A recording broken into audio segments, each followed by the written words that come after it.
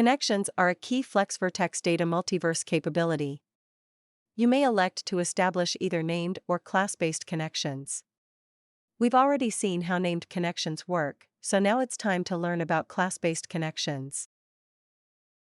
Flex connection is the foundational class that serves as the base for all connections. It provides a flexible and adaptable framework for connection objects. You're free to set both named and class-based connections.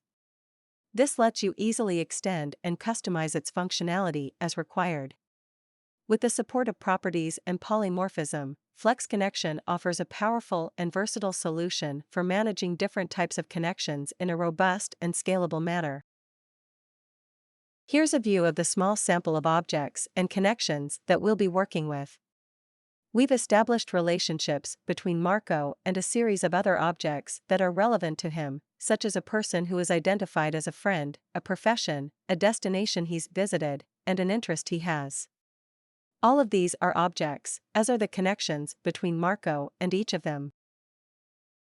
We have a named connection, called visited, between Marco and this destination. Under the covers, this connection is an object of type Flex Connection. Carrying the example a little further, suppose that we want to regularly track some details about every visit to every destination.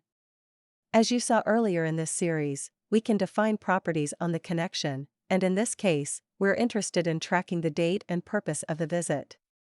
These properties may be added on an ad hoc basis, or more formally as part of our connection class hierarchy.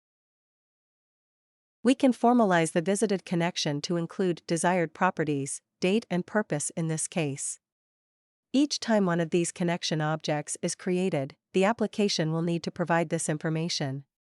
Remember that these properties may be queried, and by adding them to our class hierarchy, we're helping enforce data integrity. Here's the simple Voyager code that creates the person and destination objects. It then defines a class named visited with two mandatory properties.